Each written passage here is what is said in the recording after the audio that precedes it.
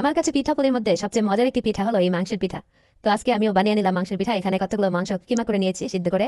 একটি ফ্রাই প্যানে কাঁচামরিচ আর পেঁয়াজ কুচিগুলো দিয়ে দিলাম, আর সাথে দিয়ে দিলাম তেল। এখন আমি এই পেঁয়াজের একটু কাঁচা গন্ধটা দূর হওয়া পর্যন্ত অপেক্ষা করবো। আর এখানে আমি আটা কাই করার জন্য পানি বসিয়ে দিয়েছি।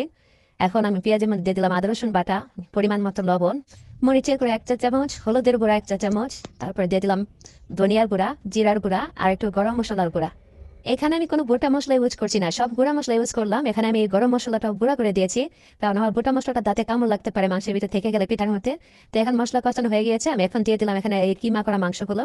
আমি সিদ্ধ করে এগুলোকে কিমা করে নিয়েছি, তাহলে সিদ্ধ হতে এখন রান্না করতে সময়টা কম লাগবে আর কি। তো এরপর যাবে কিছুটা পানি দিয়ে দিলাম। পানিটা শুকিয়ে এলে আমাদের মাংস এটা রেডি হয়ে যাবে ফুটটা ভিতরে আর কি। আর এখানে আমি যে পানি বসিয়েছিলাম সেখানে সামান্য একটু তেল আর একটু লবণ দিয়ে দিলাম, আর আটা নিয়ে নিচ্ছি এখানে প্রায় 3 কাপের মতো।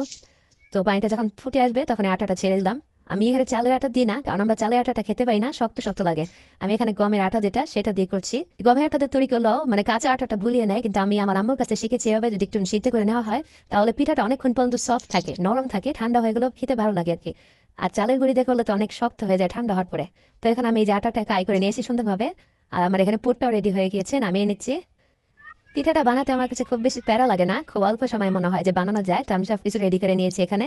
এখন আমি আটাটাকে ভালোভাবে মথে নিচ্ছি, তারপর একটা বড় আকৃতির রুটি বানিয়ে নিব আর কি। আমার ঘরে ছোট থেকে বড় সবার এই পিঠাটা খুব বেশি পছন্দের, তাই কুরবানি ঈদ আসলেই আমার এই পিঠাটা বানাতেই হয়।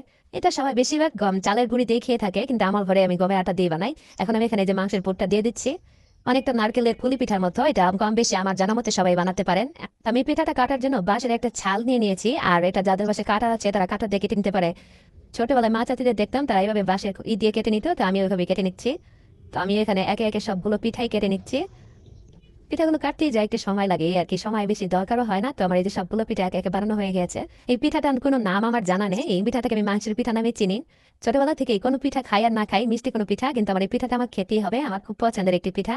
ছোটবেলায় মা বানিয়ে খাও, তো আর এখন নিজে বানিয়ে খাচ্ছি। তো সবশেষে যে আটাটুক ছিল ওটা দিয়ে আমি একটু ছোট্ট একটা ফুলের মতো বানিয়ে নিলাম। আর এখানে আমি সব পিঠাগুলো নিয়ে এখন তেলের ভিতরে ছেড়ে দিচ্ছি। ডুবো তেলে ভাজতে হবে পিঠাগুলো আর কি, সময় নেই ভিতর থেকে যাতে মুচমুচে হয়। এটা যখন গরম গরম খাওয়া হয় খুব বেশি মজা লাগে। তো আমার পিঠাগুলো এন্ড পেস ভাজা হয়ে গিয়েছে, আমি এখন উঠিয়ে দিচ্ছি। এরকম হালকা কালার করে নিয়ে আমি নামিয়ে ফেলবো। এই পিঠাগুলো প্রবাসে পাঠানোর জন্য একদম উপযুক্ত একটি পিঠা।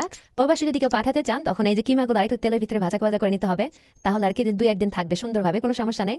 এখন আমার সবগুলো পিঠা ভাজা হয়ে গেছে, এখন খেয়ে দেখবো কেমন হয়েছে। এই স্বাদ আর কি বলবো, যারা বানিয়ে খেয়েছেন তারা তো অবশ্যই জানেন, আর যারা খাননি তারা অবশ্যই ট্রাই করে দেখবেন, অসাধারণ।